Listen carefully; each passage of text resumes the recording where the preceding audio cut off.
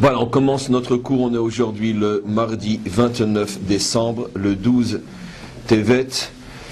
On est le troisième cours de Parshat Vayechi.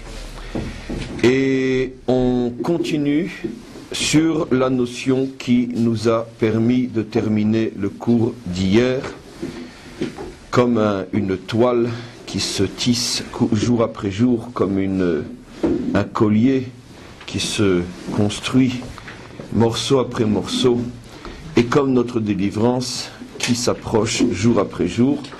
En tous les cas, donc, on avait terminé hier en faisant remarquer qu'il y a à la fois un point commun et une grande différence entre, comme par hasard, Yehuda et Yosef, les frères opposés. On va plus les appeler les frères ennemis, car depuis la semaine dernière, ils ont commencé à se réconcilier. Mais en tous les cas, ils restent opposés, quoi qu'il en soit, comme on le verra encore. Et donc, ils ont en commun que tous les deux vont vivre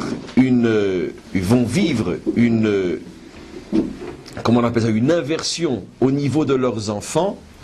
Au niveau de Yosef, c'est notre paracha, où donc Yaakov demande à Yosef de mettre Ephraïm devant Ménaché, tandis que la semaine dernière, au niveau de Yehuda, c'est Dieu lui-même qui fait cette inversion au niveau des enfants de Yehuda entre Peretz et Zérach. Et donc on s'était posé la question, pourquoi, qu'est-ce que cela signifie? Alors on va commencer aujourd'hui. Hier, notre ami avait posé une question que je n'avais pas compris sur le moment et que je vais reprendre, car c'est une question très importante.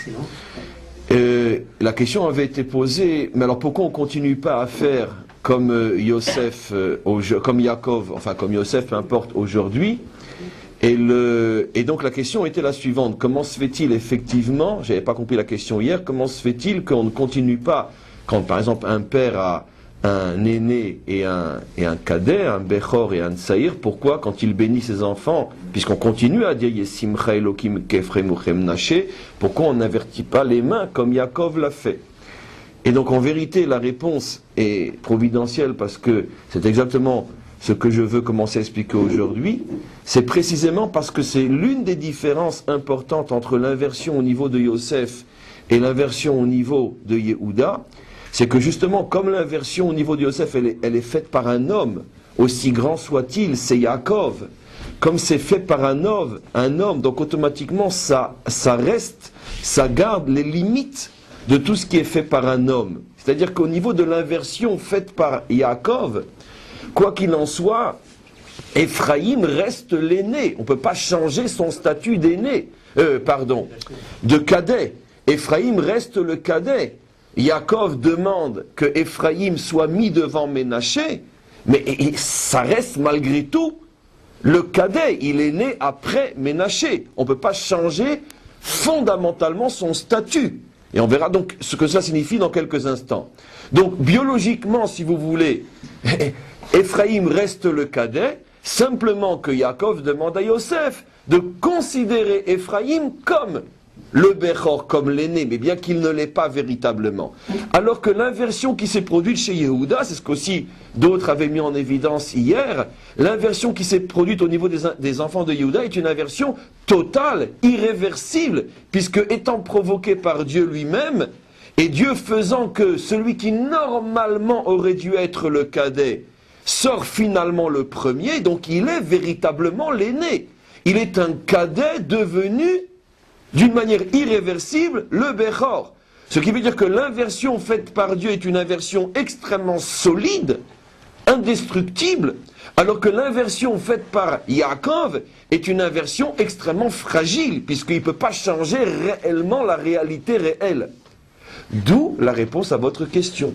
Pourquoi dans l'histoire on va malgré tout continuer à dire qu'Ephraïm est avant Ménaché, mais au niveau des mains, au niveau de l'action concrète, on ne le montre pas, on n'invertit pas les mains, comme pour nous dire que cette inversion provoquée par Yaakov, justement faite par l'homme, elle est extrêmement fragile et elle peut être facilement remise en cause, ce qui veut dire que dans l'histoire finalement, la Bechora représentée par Ménaché essayera toujours de reprendre le dessus, de reprendre ses droits et remettre Ephraïm à sa place. Alors on continue par la bouche à dire que Ephraïm est avant Ménaché, parce que la bouche, elle exprime l'espoir, la parole exprime l'idéal, la parole exprime, on pourrait dire, le vœu, le souhait, la prière. Donc on continue à dire par notre bouche qu'Ephraïm est avant Ménaché. Mais dans la réalité concrète au niveau de mes mains, Ménaché reste malgré tout avant et au-dessus d'Ephraïm, parce que dans l'histoire concrète, Ménaché ne se laisse pas faire et se bat pour garder ses droits et ne pas les laisser à Ephraïm. Donc en vérité, si je devais résumer, je dirais la chose suivante. L'inversion qui s'est passée au niveau de Yehuda symbolise l'inversion définitive, totale, qui ne se réalisera qu'au moment de la délivrance finale. Et la Torah donc nous montre que cette inversion n'est possible que si Dieu lui-même s'en mêle, comme pour nous dire que les hommes, si ça ne dépend que d'eux, peuvent espérer, aspirer, souhaiter, prier, vouloir, c'est tout ce qui est au niveau de la bouche. Mais dans les faits concrets, l'homme n'arrivera pas véritablement à installer la suprématie d'Ephraïm sur Ménaché. Ce n'est, qu'on pourrait dire, qu'un travail qu'on doit réaliser, un espoir vers lequel on tend, mais c'est la différence fondamentale entre le travail de l'histoire et la délivrance, c'est qu'au moment de la délivrance, il faut que Dieu lui-même s'en mêle, parce que sans son intervention, l'inversion est impossible. Et là, on revient à ce qui a été dit hier aussi à la fin du cours, c'est ce à quoi font allusion les prophètes lorsqu'ils disent que la délivrance se fera de deux manières, Be'ita Achishena, et quand on traduit en français, on s'aperçoit que cette terminologie est contradictoire parce que Be'ita veut dire on s'entend et Achishena veut dire précipité, avant son temps. Et donc automatiquement, si je traduis le verset tel qu'il est écrit, le prophète dit que la délivrance finale se fera au moment prévu, avant le moment prévu. Donc c'est une contradiction. Le Talmud, bien sûr, se pose la question, qu'est-ce que c'est ce verset farfelu? Et ils répondent la chose de la manière suivante, que si l'homme n'est pas méritant, alors la délivrance se fera de toute façon, mais dans le temps prévu. Ça veut dire donc en fin de parcours. Et si l'homme est méritant, il peut précipiter la délivrance, la faire venir avant le temps. Ça, c'est l'explication des commentaires au niveau du pshat, au niveau du sens littéral, qui malgré tout est important aussi. Mais les maîtres de la chassidoute vont beaucoup plus loin et ils expliquent autre chose qui de toute façon peut très bien se superposer et s'emboîter sur la première explication, comme toujours l'explication première et plus profonde sont toujours complémentaires. Au niveau de l'explication profonde, on explique comme ça, que Be'ita fait allusion au travail de l'homme, que l'homme lui travaille dans le temps, c'est ce qu'on appelle la délivrance qui vient avec son temps. L'homme travaille dans le temps. Mais l'homme, s'il n'y a que son travail, ne peut pas arriver à la délivrance finale. Il faut une intervention divine qui, elle, est au-dessus du temps, qui s'appelle Be'achishena, qui ne tient pas compte du facteur temps, une force surnaturelle qui vient d'en haut et qui termine d'une manière miraculeuse le travail de l'homme. Et donc on comprend très bien que finalement l'inversion faite par Yaakov symbolise le travail de l'homme dans ce monde pendant tout le temps de l'exil, et l'inversion faite par Dieu dans le ventre de Tamar au niveau des enfants de Yehuda correspond à la dernière phase de l'histoire, au moment où Dieu intervient d'une manière complètement miraculeuse et fait l'inversion définitive, irréversible, que l'homme n'est pas capable de faire par lui-même. Alors s'il n'y a pas d'abord le travail de Yaakov, on ne peut pas bien sûr arriver au travail de Yehuda. C'est pour ça que je dis, j'invente, mais je dis, il n'est pas interdit de penser que pendant toute l'histoire, la bénédiction qu'on fait, c'est Yesimcha Elokim Kefreim Uchem Naché. Inventons peut-être qu'au moment de la délivrance, on ferait une autre bénédiction, on dira Yesimcha Elokim Keperetz Vezerach. Peut-être, en tout cas au niveau de l'esprit, ce que je dis est sûrement juste. Parce que pour l'instant, on est dans une inversion du type Ephraïm Ménaché qui est très fragile parce qu'elle est faite par l'homme. Au moment de la délivrance, on est au niveau d'une inversion divine, donc personne ne peut la remettre en cause, et cette inversion s'appelle Zerah et Peretz. Donc ça, c'est quelque chose qui est très important. Maintenant, on va essayer, puisque n'oublions pas qu'on est la dernière paracha de Bereshit, donc elle est censée nous résumer toutes les notions les plus profondes expliquées dans le Sefer Bereshit, et donc en particulier ce que j'ai commencé à expliquer hier, et ce que je vais réexpliquer hier, ce que nous avons vu déjà, mais qui aujourd'hui on pourrait dire va être couronné par les cours de cette semaine, et en particulier par le cours d'aujourd'hui, donc ce fameux conflit entre les frères. D'une manière extrêmement, on pourrait dire extrêmement simple, on a donc expliqué pendant pratiquement toutes nos parachiotes du Sefer Bereshit, à chaque fois qu'on était confronté à ce problème-là, que un frère était censé représenter la puissance spirituelle, et l'autre frère représentait la puissance matérielle. Quand je dis puissance matérielle, il n'y a dans ma bouche et dans vos oreilles absolument rien de péjoratif, comme on l'a expliqué des milliards de fois, on a presque honte de se répéter. La puissance matérielle veut dire simplement celui qui est préposé à développer ce monde matériel, mais bien sûr dans le but d'en faire un réceptacle pour que puissent se développer les forces spirituelles. D'accord ? Comme par exemple si on avait conçu dès le départ l'ordinateur pour pouvoir diffuser la Torah, eh bien ceux qui auraient conçu l'ordinateur sont ceux qui sont donc habités par la force matérielle qui est mise au service de la diffusion de la Torah. Maintenant, on sait que ce n'est pas ce qui s'est passé dans l'histoire.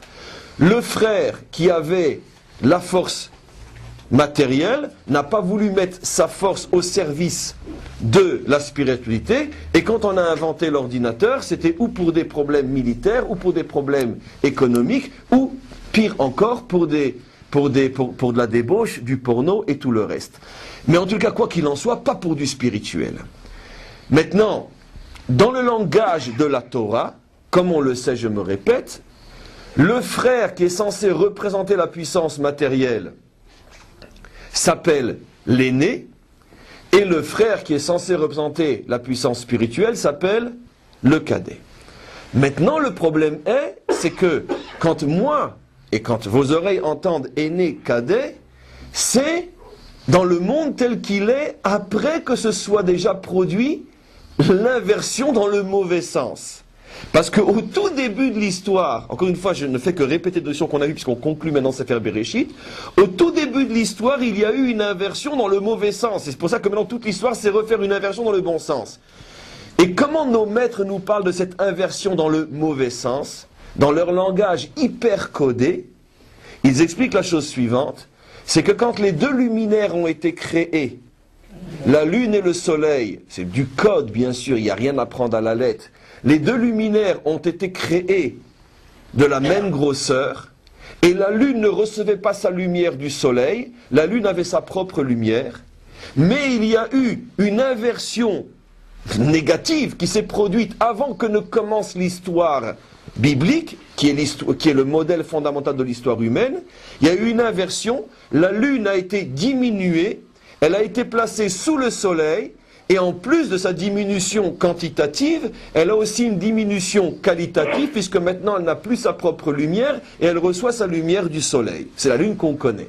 Alors bien sûr, c'est une métaphore, E égale MC carré, il faut décoder. Alors comment qu'on a décodé pendant maintenant plusieurs semaines tout au long des cours, quand on touchait cette notion-là, on a expliqué que la lune et le soleil représentent le soleil la dimension matérielle, la lune la dimension spirituelle. Au départ, ces deux dimensions avaient été créées avec la même puissance pour être de véritables associés, un qui aide l'autre et ensemble qui construisent le monde. Mais l'histoire telle que nous la connaissons, a commencé après une inversion entre parenthèses négative. La lune a perdu sa puissance, elle a perdu sa lumière, et d'une certaine manière, tout ce qui est spirituel dans ce monde est soumis à la puissance matérielle.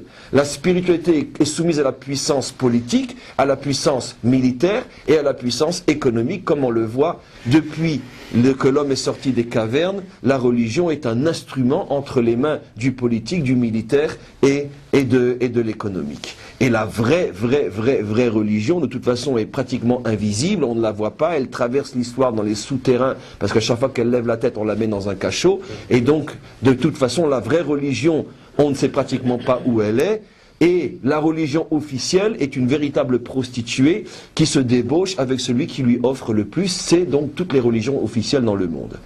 Et donc, c'est ça la lune qui a qui a finalement été soumise au soleil. Alors maintenant, comment ça va se traduire dans l'histoire biblique selon les codes bibliques? C'est qu'à chaque fois va naître un Bechor, Caïn, qui lui, et à chaque fois il va être l'homme des champs, le guerrier, qui représente celui qui est doté du génie de développer le monde matériel, et à ses côtés, le deuxième, le rajouté, le second, le cheveu dans la soupe. C'est pour ça que quand Havel va naître, on l'appelle Gam, aussi. Il est toujours aussi, il y a toujours d'abord Caïn et puis il y a l'autre qui se rajoute. Le aussi, le toujours en trop, le celui qui dérange, le bon à rien, le parasite, le tout ce que vous voulez, le prendre l'argent et tais-toi, c'est Havel. Maintenant, cette situation insupportable a duré jusqu'à ce que naisse celui que les prophètes appellent le géant, et après lui sont nés deux autres géants, les trois étanim selon le langage des prophètes. Étanim, ça veut dire les géants dans le sens de puissance, les trois pères d'Israël, Abraham, Isaac et Yaakov. Et eux ont commencé à remettre le monde à l'endroit. C'est pour ça que la première transformation, réinversion va être Yitzhak qui va passer avant Ishmaël. Ça n'a pas été facile. Abraham n'était pas d'accord, comme on le sait, si ce n'est Sarah qui s'en mêle.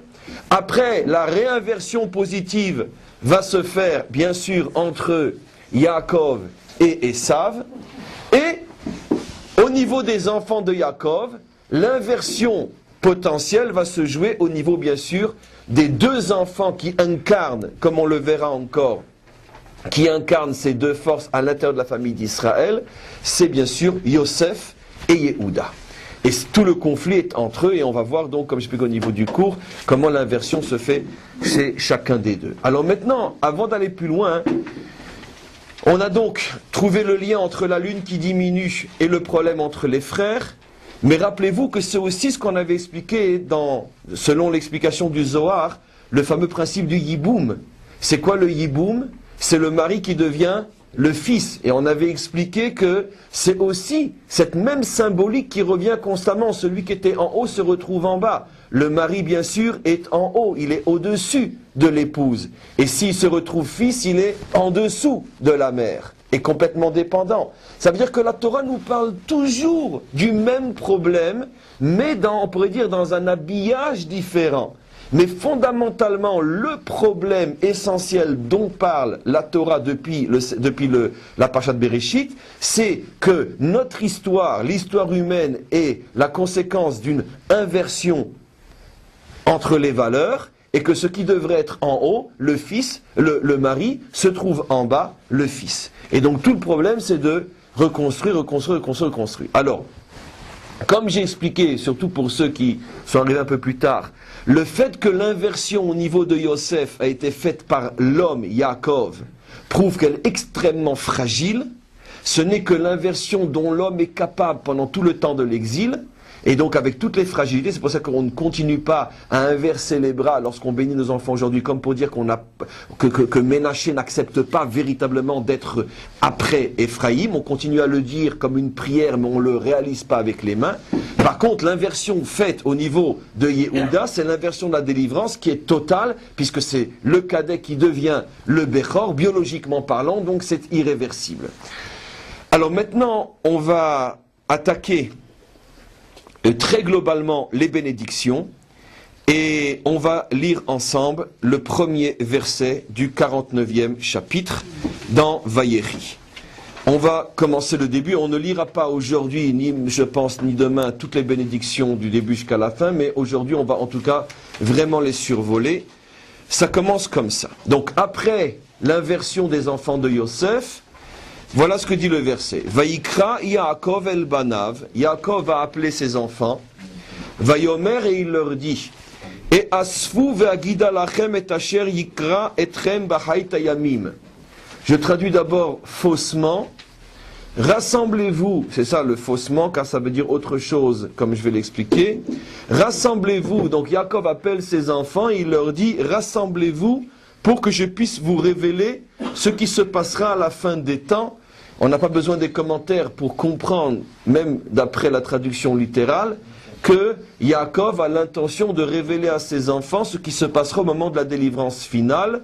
Et c'est effectivement ce que dit Rashi, ce que disent tous les commentaires. Yaakov sait que maintenant commence, après sa mort, le premier exil d'Israël.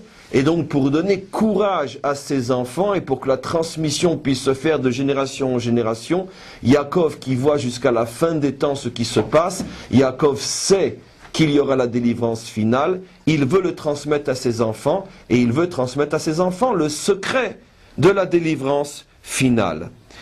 Et après, on continue et on dit Ikabetsu veshimu bene Yaakov. Regroupez-vous, écoutez, enfants de Yaakov. Veshimu el Israël avichem, écoutez Israël votre père. Donc on voit que dans le deuxième verset aussi, il y a une notion de se rassembler et d'écouter, mais vous remarquerez que dans le premier verset, se rassembler se dit et asfu, et dans le deuxième verset, le rassembler se dit ikabetsu. Plusieurs anomalies comme on a l'habitude de le faire, maintenant on sait déjà depuis plusieurs mois comment on étudie la Torah, c'est que d'abord, pourquoi cette répétition? Tu as déjà dit qu'ils se rassemblent, pourquoi tu as besoin de le répéter? Deuxièmement, pourquoi la première fois tu dis et asfu, la deuxième fois tu dis ikabetsu? Donc, pourquoi cette répétition et pourquoi le changement de mots pour parler de la même chose? On verra bien sûr. Et voilà que il enchaîne. Reuven, Bechoriata, Kochi, Vereshit, Onir. Reuven, tu es mon Bechor, tu es ma force, tu es la première goutte de ma semence. Yeter Sed, Yeter Os, c'est à toi que j'ai donné un maximum de force et un maximum de pouvoir. Etc., etc. Et vous verrez, j'ai dit que je ne lirai pas les bénédictions aujourd'hui, jusqu'à la fin, vont passer les uns après les autres, les 12 tribus d'Israël, chacun reçoit sa bénédiction. Et où est le dévoilement de ce qui va se passer à la fin des temps? Il commence par dire, je vais vous dévoiler ce qui va se passer à la fin des temps, et voilà que tout d'un coup, il donne à chacun une bénédiction qui, en tous les cas au niveau visible, je ne parle pas de l'invisible, mais au niveau visible, n'a plus rien à voir avec un dévoilement de la délivrance finale. Alors qu'est-ce qui s'est passé?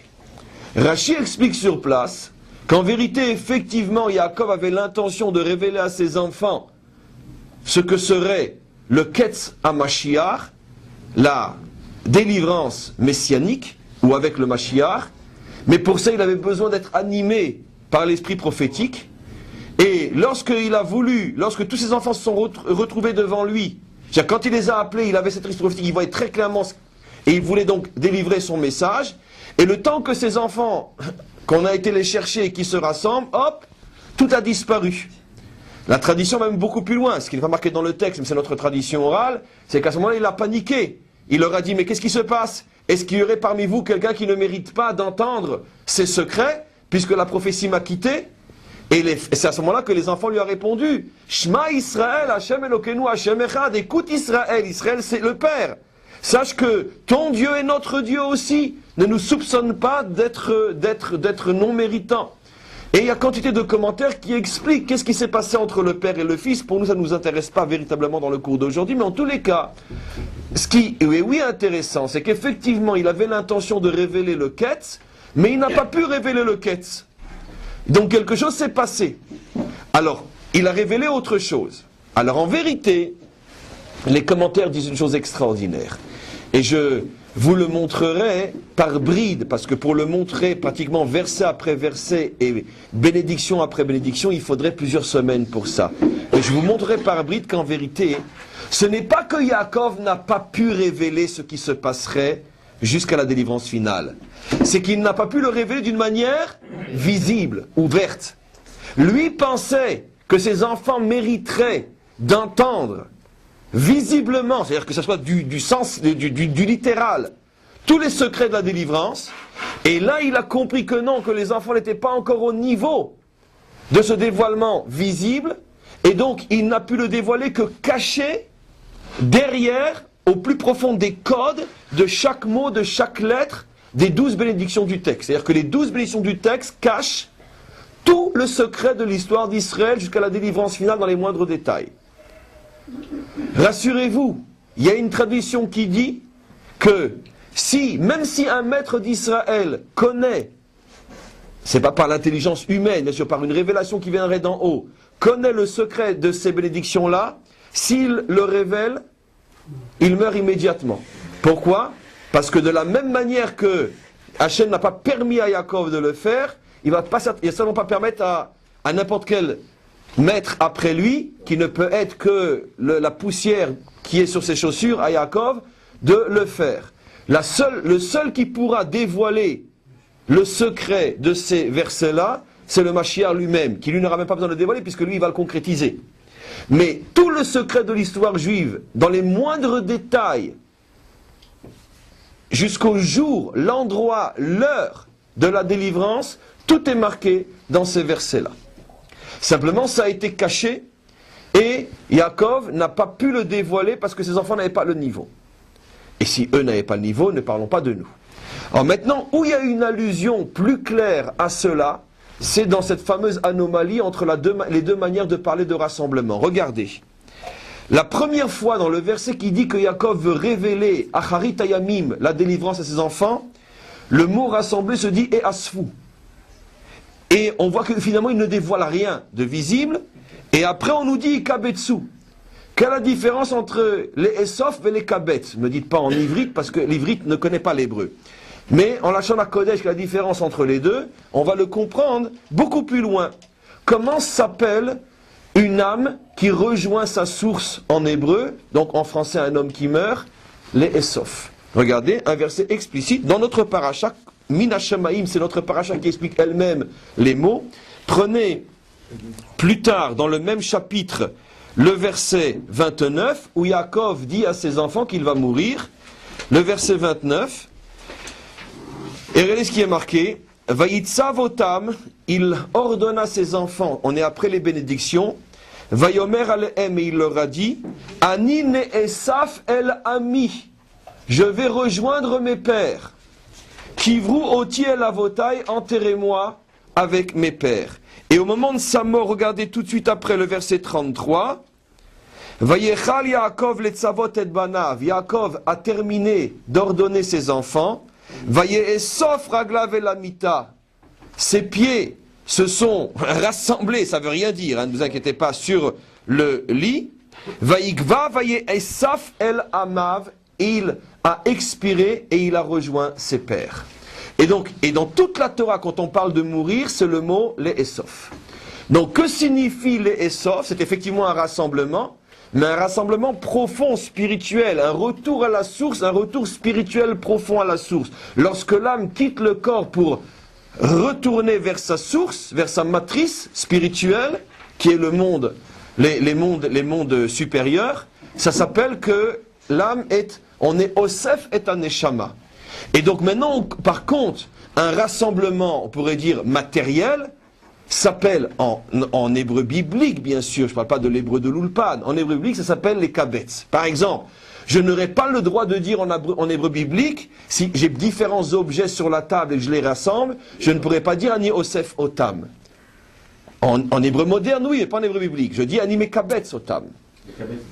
Comment Kibbutz Galouyot, absolument, et ça aussi ça a un sens extrêmement profond parce qu'il y a des endroits où les prophètes parlent de Asof Asifrem Nehum Hashem, rassemblez, je vous rassemblerai moi Dieu, et là c'est marqué Asof Asifrem, un verset parmi des dizaines, et on sait qu'il y a un autre verset qui parle de Kibbutz, les Kabetz, les Kibbatzti Etrem Mikol Amim, et de là, merci pour la remarque, de là une allusion claire à ce que de toute façon je suis en train d'expliquer, c'est que la délivrance se fera en deux temps. D'abord un rassemblement purement physique qui n'est pas encore spirituel, où le corps sort de l'exil, mais l'exil est encore dans le corps. Ça c'est les kabetz, c'est ce qu'on vit aujourd'hui, où on est revenu physiquement sur notre terre, mais on revient tous avec des tonnes d'exil à l'intérieur de notre âme. Et deuxième étape, c'est la asefa, où là c'est le rassemblement spirituel, où chaque juif revient à sa source. Et ça c'est le rassemblement des âmes, qui correspond d'ailleurs aux deux shlavim de la délivrance qu'on appelle Mashiach ben Yosef, Mashiach ben Yehuda, on est en plein dans de toute façon ce que je vais expliquer. Mashiach ben Yosef, c'est le kibbutz galouyot, ça veut dire c'est le rassemblement matériel, physique, la reconstruction de la nation avec tout ce qu'elle a encore de défauts sur le plan moral et spirituel et toutes les fautes qui accompagnent encore ce rassemblement. Et après on rentre dans la phase de Mashiach ben David, où là c'est la Asefa, Ça veut dire c'est le rassemblement spirituel où tous les juifs qui étaient dispersés mentalement aux quatre coins de la terre, chacun avec toutes les folies qu'il a ramenées de son exil géographique, à ce moment il y a une purification de l'âme juive et l'âme juive se reconstitue dans une entité unique qui est l'hébreu de la délivrance. Et en tous les cas, donc c'est à ça que fait allusion le texte. Il a d'abord, si vous arrivez à faire cette asefa, je pourrais vous dévoiler, je pourrais vous dévoiler la fin des temps. Mais ça n'a pas marché. Pourquoi?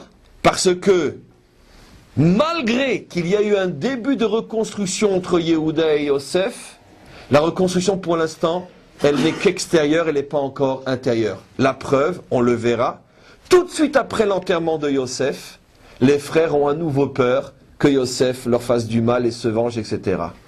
Ça fait quand même, mes amis, 17 ans qu'ils se sont retrouvés.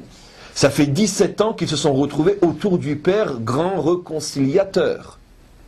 Ils reviennent d'un enterrement du Père. Généralement, on sait que dans toutes les familles où il y avait des déchirures, lorsqu'on sort du cimetière et qu'on revient d'un enterrement, généralement c'est là qu'on fait la paix entre les frères et les sœurs qui ne se sont pas vus et pas parlé depuis 30 ans. C'est vrai que ça recommence après avec l'héritage, mais entre l'enterrement et l'héritage, disons que plus ou moins on s'aime et on s'est toujours aimé. Donc, or là, c'est pas ce qui se passe. Là, ils reviennent de l'enterrement, et ça fait 17 ans qu'ils sont censés être dans la paix, et tout de suite, nouveau, les vieilles querelles qui ressortent, il va se venger, il va nous tuer, au point qu'ils font pleurer Yosef, mais arrêtez, vous me saoulez avec vos histoires, etc. Donc on voit que finalement, dans le cœur, il n'y a pas eu véritablement une reconstruction, et c'est facile à comprendre pourquoi, parce que finalement, la réconciliation des frères est le microcosme de ce que sera la reconstruction d'Israël. De la même manière qu'Israël se reconstituera en deux temps, d'abord la reconstitution physique et après seulement la reconstitution spirituelle, de la même manière les frères ont d'abord fait un kibbutz, mais ils n'ont pas pu faire une asefa. Donc on voit comment dans les moindres détails, un verset dans un autre, un verset après un autre, il y a des mondes, des univers inimaginables, et encore une fois, le secret inimaginable de l'hébreu. Imaginez qu'on traduise ces versets. C'est évident que tous les traducteurs vont traduire les deux mots de la même manière, ou presque au point qu'on ne pourra pas avoir de nuances. Vous comprenez, encore, je sais que je le fais à chaque fois, mais on ne le fera jamais suffisamment. Vous comprenez à quel point, je veux dire, on ne peut en aucun cas étudier la Torah dans une autre langue qu'en hébreu, et vous comprenez pourquoi nos maîtres disent, et je ne le fais pas exprès, c'est au mois de Tevet, qu'au mois de Tevet, notre mois, c'est la première fois depuis le don de la Torah que la Torah a été traduite dans une autre langue, c'était en grec. Le roi Talmé a obligé, il a enfermé, ou capturé, ou pris en otage 70 des plus grands maîtres d'Israël, et il leur a dit, je ne vous le relâcherai que quand vous me donnerez chacun une traduction de votre Torah. 72, non? 70. Et donc la Torah a été traduite pour la première fois 70 fois en grec, et nos maîtres disent que ce jour-là est tombé sur le peuple juif une obscurité plus grande encore que celle qui l'a envahi au moment de la faute du veau d'or. Pourquoi? Parce qu'à partir du moment où on a traduit la Torah en grec, c'est au mois de Tevet, c'était la porte ouverte à toutes les catastrophes de l'histoire humaine, puisque toutes les religions qui sont nées à partir de traduction ont détruit la Torah, et se sont détruites elles-mêmes, et ont détruit ceux qui croyaient en ces religions, puisqu'on ne peut en aucun cas construire une religion à partir de la Torah, en dehors de la langue telle qu'elle est comprise dans le texte lui-même. En tous les cas, je reviens maintenant sur ce qui est dit. Dans le premier verset, Yaakov leur demande une union spirituelle, mais ça ne réussit pas. Et Yaakov comprend que non, c'est pas comme ça que ça se passe. Et regardez le deuxième verset. Ikabetsu veshimu bene Yaakov. Rassemblez-vous, maintenant on parle d'un rassemblement maintenant physique et non un rassemblement spirituel. Veshimu el Israël avichem. Et ce vikazou fait allusion kibbutz galouyot. Yaakov vient de comprendre maintenant que la délivrance ne se fera pas directement d'une manière, on pourrait dire, parfaite. La délivrance empruntera des chemins extrêmement bizarres, où le rassemblement des dispersés se fera avec des moyens et par des bizarreries incompréhensibles, au point que, même au moment où ça va se passer, certains penseront donc qu'il ne s'agit pas de la délivrance. Et c'est sans doute la raison pour laquelle nos maîtres disent que Yaakov, la Shrina l'a quitté au moment donc où il voulait dévoiler, comme pour montrer que de toute manière la délivrance à ses débuts se fera d'une manière complètement obscure. Et c'est exactement ce que disent nos maîtres. Vous savez qu'il y a une anomalie dans cette paracha. Cette paracha, comment l'appelle-t-elle? Stouma. Vous ne l'avez pas dans ces livres-là, bien sûr, parce que ce n'est pas mis en apparence. Mais quand vous prenez la Torah telle qu'elle est dans le Sefer Torah, vous savez qu'à chaque fois qu'on commence une nouvelle paracha, il y a une ligne, il y a une marge, il y a un espace qui fait qu'on sépare une paracha d'une autre. Or, cette paracha est écrite à la suite de la paracha qui suit, plus encore. Le premier mot de cette paracha la nôtre est écrit dans la même ligne que le dernier mot de la paracha précédente. Au point que si on ne sait pas qu'on commence une nouvelle paracha, on ne peut en aucun cas le deviner, on croit que c'est la suite. Et donc ça s'appelle une paracha stouma, une paracha fermée. Et donc, Rashi pose la question, Velama parchatenu stouma, pourquoi cette paracha est fermée? Et Rashi dit, parce que ça fait allusion à ce qu'on est en train d'expliquer, qu'au moment où Yaakov a voulu dévoiler à ses enfants la délivrance finale, c'est-à-dire que tout était ouvert devant lui, à ce moment-là, Nistama mimeno, tout s'est fermé, il n'a plus rien vu. Et pour nous faire comprendre que tout ce qu'il voyait s'est fermé, la paracha est fermée aussi. De là, mes amis, franchement, est-ce que c'est pas évident que la Torah, pas seulement nos maîtres, que c'est la Torah, est en train de nous faire comprendre que la délivrance se fera d'une manière complètement fermée, qu'on n'y verra rien, et qu'on sera en pleine délivrance et il y aura encore des Juifs ici et surtout ailleurs qui se posent la question, est-ce que la délivrance a vraiment commencé? Est-ce que c'est le temps de venir en Eretz Israël? Est-ce que c'est le temps véritablement de rentrer dans le train avant qu'on ne puisse plus le faire? Et même ceux qui sont déjà ici se poseront encore la question, est-ce que vraiment c'est la délivrance finale ou non? Pourquoi? Il y a 3500 ans, lorsque la Torah nous a été donnée, cette paracha a été fermée pour nous faire comprendre, sachez mes enfants, que le jour où la délivrance commencera, tout sera obscur, tout sera voilé, et personne ne le verra vraiment. Et c'est exactement ce que Yaakov a vécu lui-même. Il pensait pouvoir dévoiler, il était un petit peu, on pourrait dire, comme énormément d'entre nous, naïfs, qui s'imaginent que tout d'un coup le Mashiach va descendre sur un cheval ailé, et que tout le monde va le voir, et que tout le monde va se mettre à sonner du chauffard, et que tout le monde va revenir à pied, à la nage, peu importe comment, à Jérusalem. C'est pas comme ça que ça va se passer, que ça se passe, parce que nous c'est déjà du passé. Ça se passe pas comme ça, la délivrance se fait lentement, mais sûrement, mais d'une manière complètement souterraine et cachée, au point que ceux qui ne méritent pas de voir ne voient pas, ceux qui ne veulent pas voir ne voient pas, et au point que, en plein milieu de la délivrance, certains peuvent encore prétendre qu'on n'est pas en train de vivre la délivrance. Donc, ça c'est ce qu'on voit ici. Maintenant, regardez, je vais, pour conclure le cours, vous montrer quelque chose d'assez extraordinaire qui est révélé par le Baal HaTurim. Je répète ce que j'ai toujours, le Baal HaTurim. Le Baal HaTurim est un des plus grands cadeaux que le maître du monde réservait au peuple juif, qui ne s'est dévoilé pratiquement que dans la dernière génération. Le Baal HaTurim est donc un auteur, comme on le sait, du Moyen-Âge. C'était le fils du Rosh. Le Rosh, qui était un des plus grands maîtres de l'époque des croisés. Son père, le Rosh, et lui-même, le Baal HaTurim, ont dû fuir les croisades et sont partis au Maroc. Je crois que les deux sont enterrés au Maroc d'ailleurs. De là, l'origine énormément de coutumes ashkénazes, même dans le judaïsme nord-africain, comme on le sait, car les Juifs fuyant les croisades, plus tard fuyant les pogroms, se sont installés au Maroc et dans tous ces pays-là. En tous les cas, le Rosh, son père, qu'on appelle la tête, c'était la tête d'Israël dans le monde ashkénaze, et son fils s'appelle le Baal HaTurim, du nom de l'œuvre principale qu'il a écrit, 4 monuments, Tour veut dire monument, 4 monuments sur la loi d'Israël. Et il a écrit aussi un autre ouvrage, son fils, qui s'appelle donc, qu'on appelle le Baal HaTurim, un petit commentaire sur le Chumash lui-même, mais qui est un commentaire qui cache des secrets inimaginables, des secrets qu'on n'a même pas encore commencé à imaginer tout ce qui est dans ce commentaire-là. Et le PLS, c'est que ce commentaire-là, bien qu'on le possède depuis le Moyen-Âge, était complètement mis de côté, personne pratiquement l'étudiait, au point que vous vous rendrez compte, ceux qui ont encore dans notre génération des éditions de Chumash qui ont été éditées il y a encore 15 ou 20 ans, vous voyez que le Balatourim est toujours écrit en tellement petit qu'on n'arrive même pas à le lire, les lettres sont à moitié effacées, c'est un commentaire qui n'intéressait personne. Et voilà que la Providence a voulu que nos yeux s'ouvrent, et voilà qu'il y a à peu près une dizaine d'années à peine, on a commencé à comprendre que ce commentaire, on ne pouvait pas le comprendre parce qu'il dépassait l'entendement et qu'il cachait des secrets inimaginables. Et ceux qui ont édité le Chumash ont commencé à éditer le Balatourim en grosses lettres pour qu'on puisse bien le lire, au point qu'on a même sorti des ouvrages où il n'y a que le commentaire du Balatourim.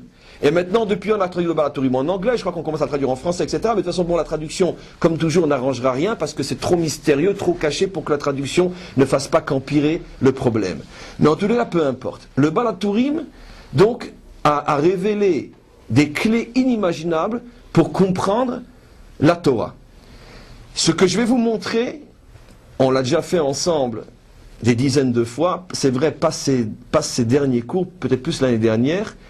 Il ne faut pas oublier que le Balatourim a vécu au Moyen-Âge, il ne possède pas d'ordinateur, il n'a pas des moyens rapides de calculer, et sa méthodologie est une méthode qui aujourd'hui, je ne sais pas si elle pourrait être atteinte, comme je vais vous le prouver, par les ordinateurs les plus performants. Parce qu'il faut encore savoir ce qu'on cherche pour le demander à un ordinateur. Et il a écrit son pérouche en quelques heures. Le soir de sa bar mitzvah. Le soir de sa bar mitzvah, il voulait faire un cadeau à son père. Généralement, c'est les parents qui offrent un cadeau aux jeunes bar mitzvah. Il n'a pas dormi la nuit de sa bar mitzvah. Et le lendemain matin, il a apporté son ouvrage à son père. C'est un ouvrage qui faisait une cinquantaine de pages, puisque ce sont des tout petits commentaires et tellement profonds que chaque mot contient des milliards d'explications. Il l'a offert à son père, il a dit « Papa, c'est mon cadeau de bar mitzvah. » D'accord. Et donc il a écrit ce commentaire à l'âge de 13 ans, en quelques heures. Tout celui qui étudie le Balatourim de manière systématique se rend compte qu'aujourd'hui, il faudrait un savant qui a au moins un doctorat d'informatique avec des torchnotes, comme on appelle ça, des logiciels les plus puissants pour arriver à scruter la Torah et les versets tels que lui les scrute. Donc ça veut dire que c'est clair, ce sont des dévoilements qui ne sont pas du niveau de l'intelligence humaine. Ça prouve clairement que cet homme-là a été inspiré et ça prouve que la révélation de Torah continue à se faire de génération en génération. Et voilà entre autres, parmi des milliers de commentaires dans cet ouvrage, ce que le Balatourim révèle. Regardez, prenez le verset Veshimu bene Yaakov. Alors une fois qu'il va le dire, vous direz c'est facile, mais quand vous avez toute la Torah devant les yeux, vous ne savez pas ce que vous cherchez, et vous avez des milliers de lettres devant vos yeux, amusez-vous à sortir ce qu'il va vous sortir maintenant. Il remarque le Balatourim que si vous prenez la première lettre dans chacune des 12 bénédictions, si vous prenez la première lettre du mot qui est dit tout de suite après le nom de la tribu, par exemple ici, regardez, on va faire l'expérience sur la première bénédiction, il commence par Shimon. Quel est le premier mot qui vient après Shimon? Béni. Prenez la première lettre de ce nom, c'est un bête. Regardez maintenant, on va aller dans la deuxième bénédiction. Comment? Le verset 2 du chapitre 49. C'est Rouven alors, non non, ah non, excusez-moi. C'est verset 3. Réhouven, pardon. Excusez-moi. Réhouven, premier nom, et ça reste un bête, Bechori. Prenez le bête. Vous retenez le bête, passez maintenant à la prochaine bénédiction. Shimon Velevi, regardez la première lettre qui est dite tout de suite après les noms des tribus. C'est un Aleph. Le Balatourim a regardé quelle était la première lettre du premier mot qui venait après le nom de chaque tribu. Il a associé les valeurs et il a trouvé comme par hasard la valeur numérique 365 qui est le nombre de jours du cycle solaire. Donc il a remarqué d'une manière extrêmement, on pourrait dire mathématique, ça ne peut pas être un hasard, que si tu prends à chaque fois la première lettre du premier mot dans chaque bénédiction dite après le nom de la tribu qui va être bénie, chaque lettre ayant une valeur numérique, Aleph 1, Bet 2, etc., tu associes toutes les valeurs, tu trouves le nombre de jours du cycle solaire. C'est déjà pas mal. Et alors? Mais seulement il ne s'arrête pas là, le Balatourim, qui a 13 ans, et qui en quelques heures, comme un véritable scanner, fait le tour 100 fois de toute la Torah. Il remarque que dans le même principe, si tu prends dans chaque bénédiction, donc dans chaque tribu, la dernière lettre de la bénédiction, cette fois-ci, on a commencé par la première, tu prends la dernière, donc il y a une logique mathématique, première, dernière. Tu prends la dernière lettre, tu additionnes toutes les dernières lettres, tu trouves 354, le nombre de jours du cycle lunaire. C'est incroyable. On s'arrête, on pleure, on dit merci Dieu nous a fait naître juifs. C'est pas possible. Un peuple qui a des maîtres pareils. On est au Moyen-Âge, mes amis. D'accord? Et il y a encore des fous alliés qui se posent la question est-ce que la Torah est vraie? Je veux dire, on peut dire que Refoua chez les mains, je veux dire, que Dieu t'aide, je veux dire, c'est pas possible. Mais ça, c'est pour le Balatourim, c'est un détail. Il en sort des milliers dans son Pérouge, des choses comme ça, sans ordinateur. Il a 13 ans, en quelques heures. Donc, je reviens maintenant. Tu prends la première lettre de chaque premier mot des bénédictions, la dernière lettre de chaque dernier mot des bénédictions, de chaque tribu, tu trouves le cycle solaire, le cycle lunaire, comme par hasard. Seulement pour un juif averti qui en vaut mieux que deux, quand moi j'entends soleil et lune, et surtout j'ai écouté le début de mon cours, tout de suite je me dis, mais attention, mais c'est toute la symbolique de la Torah qui est apportée d'une manière allusive ici. Mais toute la Torah ne parle que du conflit entre la lune et le soleil. Tout a commencé avec un problème de lune et soleil qu'on appelle Caïn et Avel, qu'on appelle Yitzhak et Ishmael, qu'on appelle Yaakov et Esav, qu'on appelle Ephraim et Ménaché, qu'on appelle Yehuda et Yosef, qu'on appelle Zerah et Peretz. N'a-t-on pas expliqué dans les pas si vieux cours que ça, que nos maîtres disent que Yosef incarne la lumière du soleil et que Yehuda incarne la lumière de la lune? N'a-t-on pas expliqué dans des cours qui ne sont pas si vieux que ça que le tzaddik, le juste, incarne le soleil et que le Meler, le roi, incarne la lune? N'a-t-on pas expliqué que le peuple juif a deux calendriers? Le calendrier solaire qui commence au mois de Tishré et le calendrier lunaire qui commence au mois de Nissan? Tiens, comme par hasard, on a deux calendriers. On est le seul peuple sur terre qui a deux calendriers.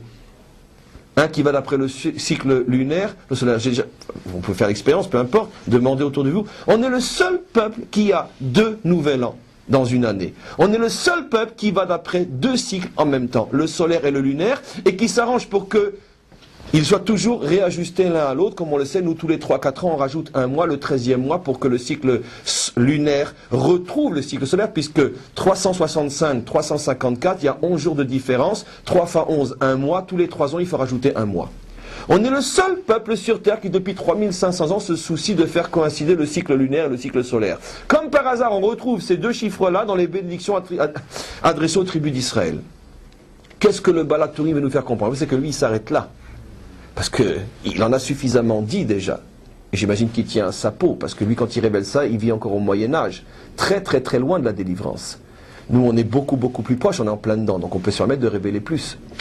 Donc qu'est-ce qu'il veut nous faire comprendre, le Balatourim? C'est que sache que donc toute la problématique de la lune et du soleil se retrouve dans l'histoire des tribus d'Israël. Et donc on a bien compris qu'en vérité, Yaakov n'a pas le droit de dévoiler visiblement à ses enfants ce qui va se passer au moment de la délivrance finale, mais il leur dévoile de manière allusive. Et comment? Mais c'est facile à comprendre. On ne va comprendre qu'une goutte de l'océan et on a tout compris.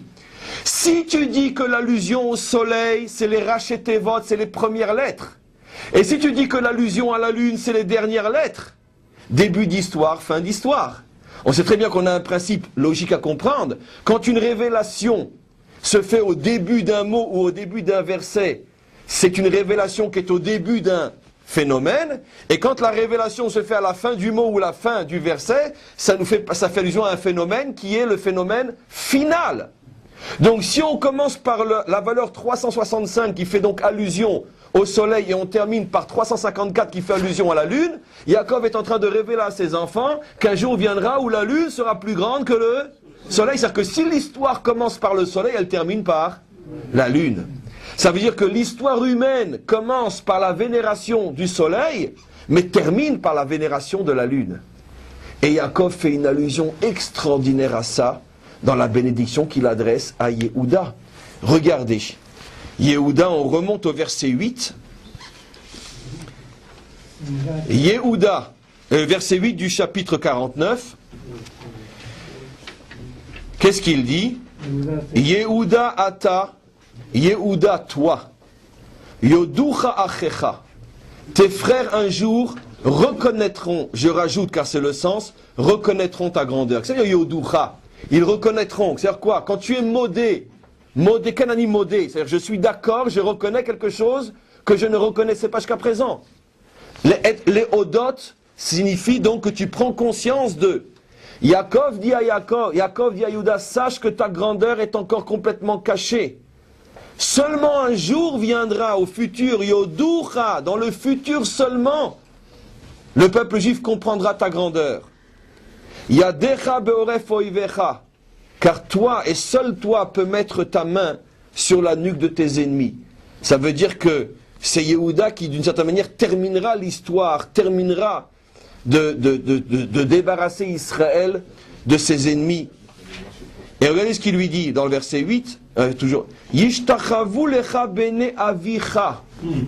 Tous les enfants de ton père se procéderont à toi. Et Rashi fait remarquer, il n'est pas dit les enfants de ta mère, car il y avait 4 mères. Donc si on avait dit les enfants de ta mère, alors les autres lui auraient dit et ta sœur. Ça veut dire donc que si ces enfants de ta mère, c'est uniquement les enfants de Léa. Pour qu'il n'y ait pas d'ambiguïté et que ça soit bien clair que tous les enfants, et donc y compris Yosef, c'est ça ce que dit Rashi, se prosterneront un jour devant toi. C'est intéressant. Il y en a 2 personnages qui ont eu la bénédiction qu'on se prosternera devant eux. Yosef au début de l'histoire, Benyamin et Yehuda à la fin de l'histoire. Et on a tout compris. Tout a commencé par un rêve où j'ai vu tous mes frères se prosterner devant moi. Tout a commencé par cette expression explicite. Et vous vous prosternez tous devant moi. Et tout se termine par quoi? Mais ne t'inquiète pas, Yehuda. Ils se prosterneront tous devant toi. Et le il en question, pour qu'il n'y ait pas d'ambiguïté et que Yosef se sente visé lui aussi, je dis Avira Elohimecha. Seulement, Yaakov va le dire explicitement. Parce que, comme on va le voir, il a trop d'attache avec Yosef. Mais Yaakov est obligé de dire la vérité.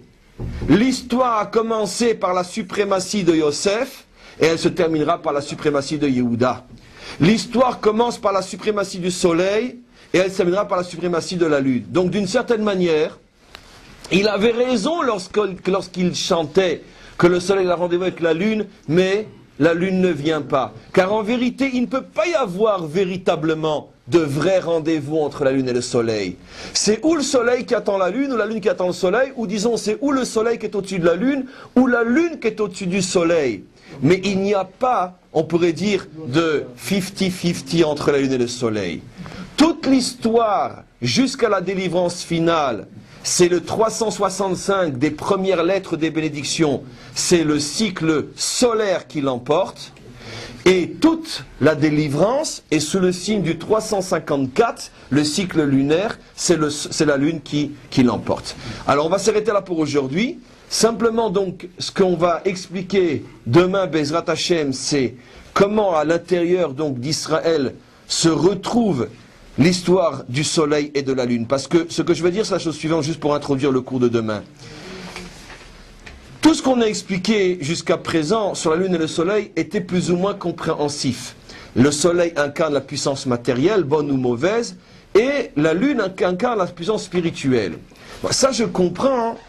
Et encore une fois, j'introduis le cours de demain. Je comprends ça si je dis soleil Caïn, soleil Ishmaël, soleil Esav, et lune Avel, Yitzhak et Yaakov. Je comprends. Mais quand j'en arrive à Yosef et Yehuda, comment je peux dire que Yosef est soleil, bien qu'on l'a toujours dit, mais maintenant qu'on le comprenne mieux. Comment je peux dire que Yosef est soleil, d'autant plus que le paradoxe est que Yosef incarne précisément le pilier du tzaddik, du juste.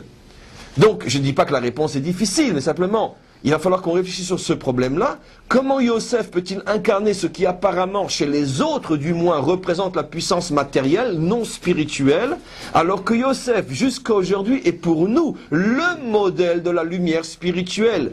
Donc, y aurait-il une lumière spirituelle soleil et une lumière spirituelle lune? Et pour qu'il y ait du suspense, je vous invite à ne pas louper le feuilleton de demain.